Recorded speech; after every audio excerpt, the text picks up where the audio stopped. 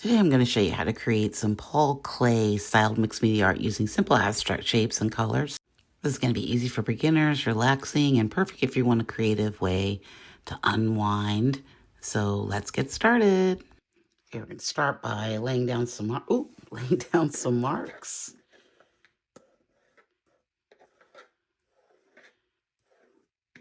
And we're going to do something next that's kind of surprising but fun. Don't really think about what you're making here, just make some marks. Okay, so I have some black oil paint here. We're just going to put some of that down. Actually, a lot of it. So we're going to put this down on the deli paper and spread it out. Oh my God, I almost dipped that in water. Don't dip your brush in water. That's not going to help you with oil paint. This is pretty thick. I'm going to make sure that it's a pretty thin layer. This is what we're going to use to make our Paul Klee sort of marks. I don't know about you, but I love the smell of oil paint. I just love it. Okay, I want to get this pretty thin. And the reason we're using oil paint is because it's thick enough that when we put it down on the paper, it's not going to get on the paper except where we make marks. If that makes sense. And it's also one of the techniques that Paul Klee uses in his pieces, and we're going to try to mimic what he does, or did. Okay. I'm using the deli paper because it's not going to soak up all the paint. Oh, it's coming through. Oops. I knew that was going to happen. Okay.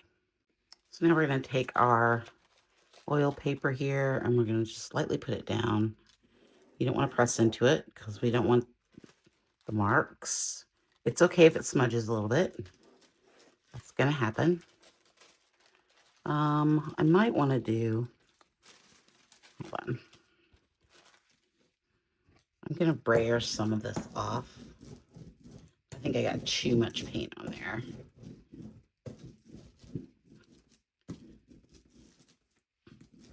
I really don't want it to be that sticky. Okay, let's try this and see what happens. Okay. Yeah, that's better.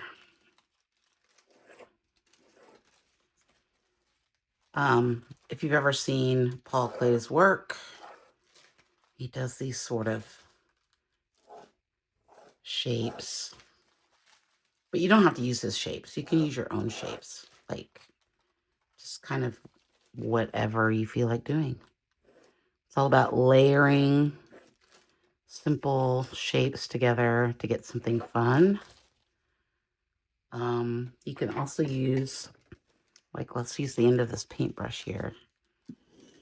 It's going to give us a more bold mark, right? It's going to give us some fun marks. I think I need one more over here. Okay, it's a little messy. I'm not going to lie. You're going to make a mess, but that's okay. Actually, we need one more mark through there. I like the bold marks. I'm going to stop right there, I think. I don't want too many of those marks. Maybe. I say that and I kind of want to do it again. This one might need. Yeah. Let's get some more energy in there. Just have fun with it. Don't worry about the smudges. Don't worry about any of that. It's not going to matter. Now, we're not going to let this dry because we're going to use our watercolor. And when you use watercolor or oil paint, this is going to act a little bit like a resist. You certainly can let it dry a little bit if you want. Yeah, so I'm going to spray down my watercolors and let those sit for a minute, and I'll be right back. So I'm using the Paul Rubens watercolor set here. You can see I've laid out a yellow, orange, a green, and a blue. Now what I'm going to do is I'm going to take this brown color and I'm going to add some of that to each of these colors to make them more autumnal. And this is how you change your palette into autumn colors. You don't need to buy more colors. Just mix up some brown with the colors that you already have.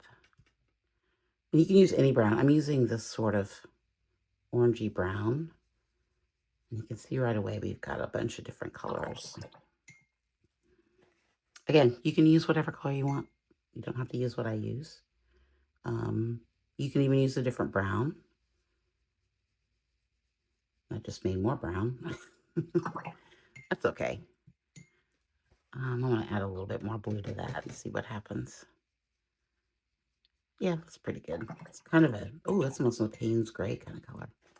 Neat. Okay. So I got a brush. We got everything. Now we're just going to start painting. Now,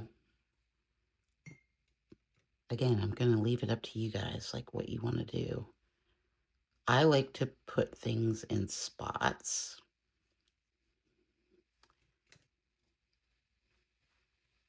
In like 3 different spots. You can stay within the lines. You can go with outside the lines. I'm just giving you permission to just enjoy this and have fun creating.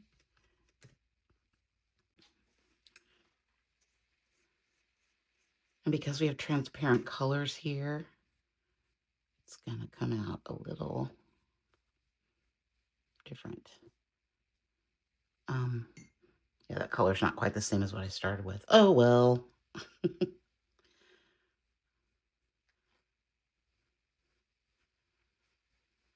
This is just a really fun way to be silly, not serious. Make sure you watch till the end because we're going to do something unexpected, I think. Well, maybe expected. If you've been on my channel for a while, you probably can guess what we're going to do.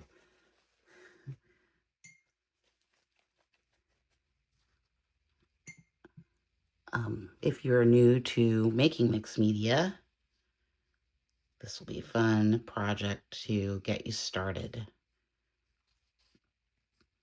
And let's talk about a few alternatives. If you don't want to use oil paint, you can use pastels as the beginning part to make marks. It's a little less messy, so it might be something more easily accessible. Just use deli paper, make some marks on top of it.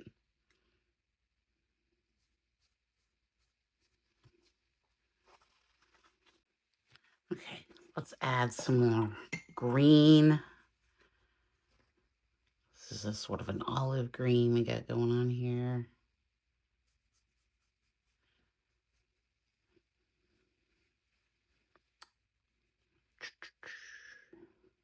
Really just trying to play with the shapes and the color. And I'm going to keep this pretty thin to begin with because I think I'm going to go over it again with some Caran d'Ache to like make these sort of pop out a little bit because watercolor is a bit dull, especially with all this black around it. I would encourage you to leave some white space so that you can have some variety and some breathing areas. You don't want everything covered because then it's going to look a little labored. I like these paints, but man, they dry out so fast. This Paul Rubens set is very fun because it has a lot of different colors in it.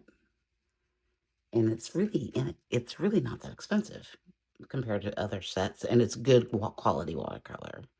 That's the thing I love about it most, is that the colors are super vibrant. Although they may not look it here because we're using such little washes of it that it might look a little desaturated. But I promise you, they're very saturated colors when you use them brightly. Okay, let's see. feel like I need some in here. I think we've got some cool shapes going on. Add a green over here.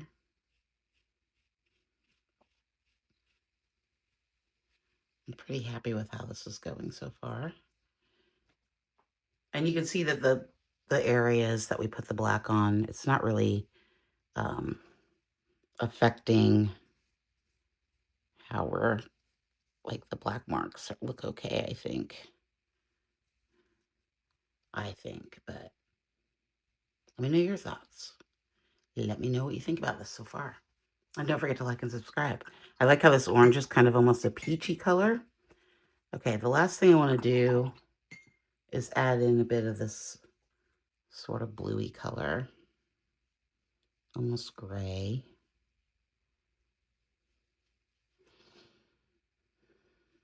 Encourage you to go look up Paul Klee's work. Fairly kind of an interesting painter.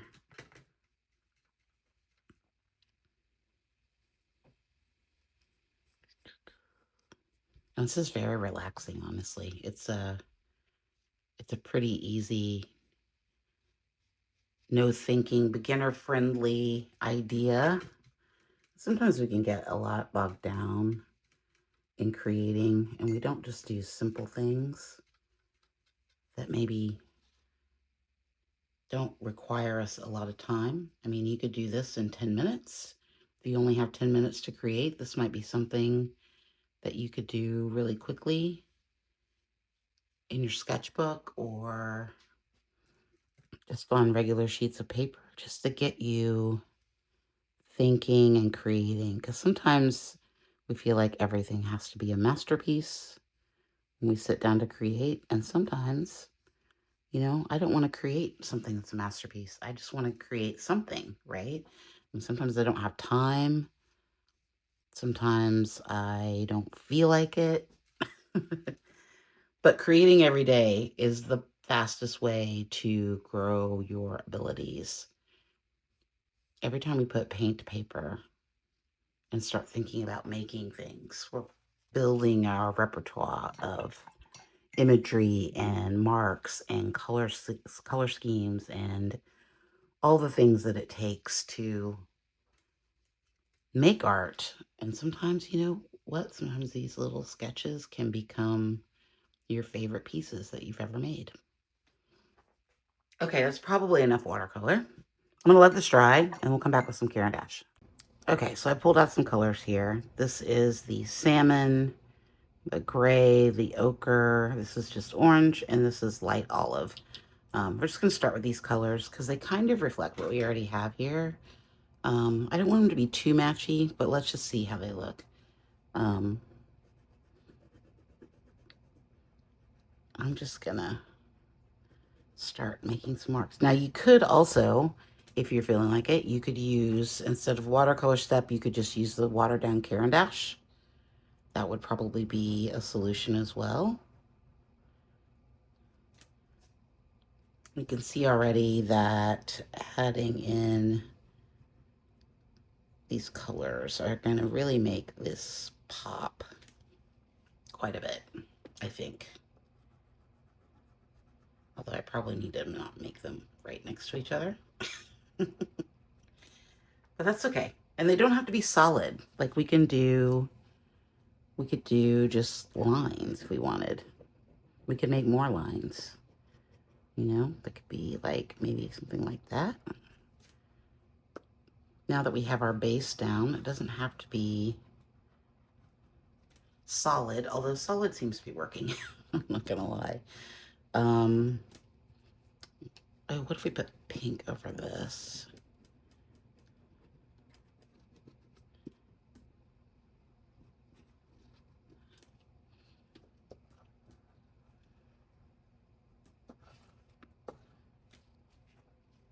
We kind of like that mark.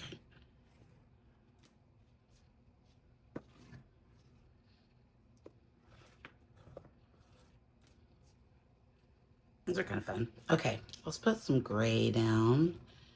We might have to come back in with some white, maybe.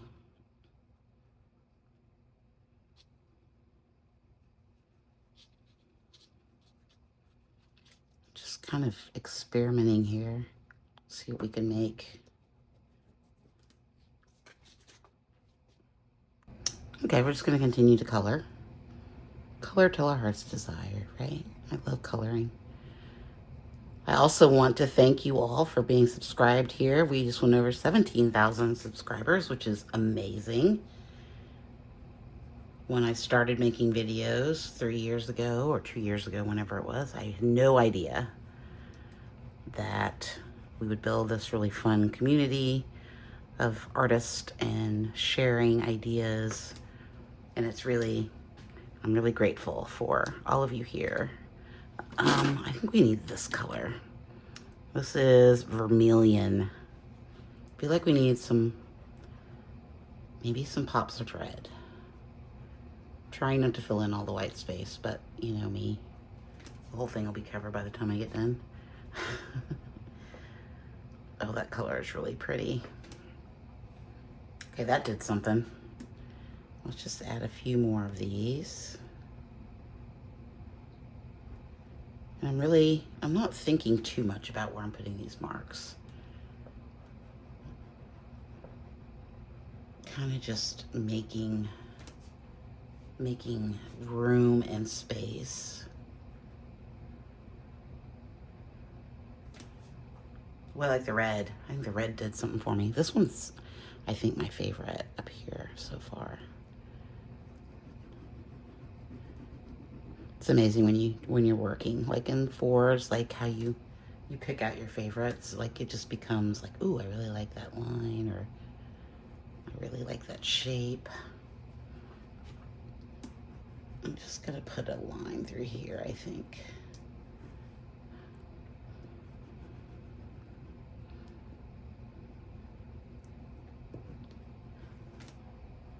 Okay. I'm feeling like I might be getting close. I'm trying to decide if I want to add some more black marks. If we could do that with just like a charcoal pencil, or it might need some more black, maybe.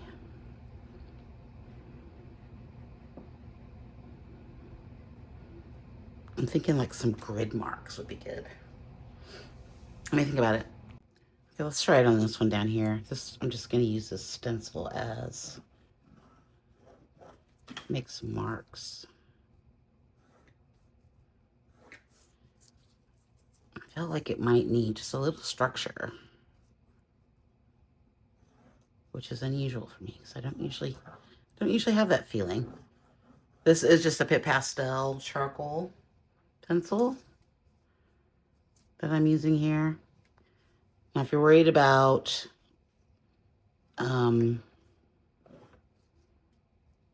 sealing this, you can do that.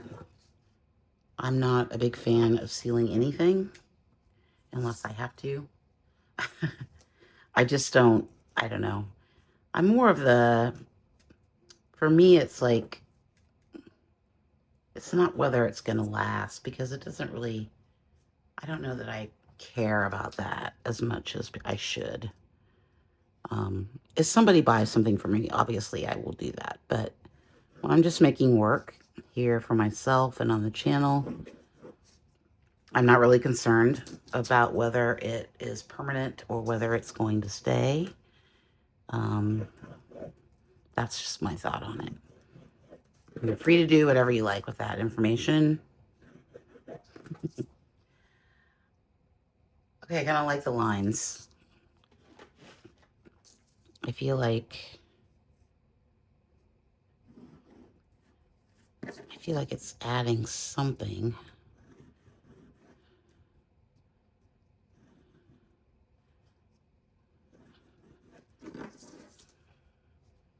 I think it added just enough that it feels there's something on top, and it kind of pushed everything back a little bit. I think maybe. Let me think about this for a second. Okay, I decided I was done. And here they are with the white borders around them. I think that they turned out pretty well. This one is my favorite, number one. I like the light yellow that we had in there and the pinks. I just really like these marks through here, the black marks. I really like this one, although I kind of don't like that part right there. I kind of don't like what I did right there. I was just in the middle. Don't do that. Don't put things right in the middle of the page like I just did there. This one is really nice too. It's very expressive. I like the red marks and everything. And this one is really fun too. See this, how this one's different than this one? Because I put the mark right there in the center of the page. Which, why did I do that? I don't know why I did that. We could add a bit more. Add some Caran d'Ache on top of that.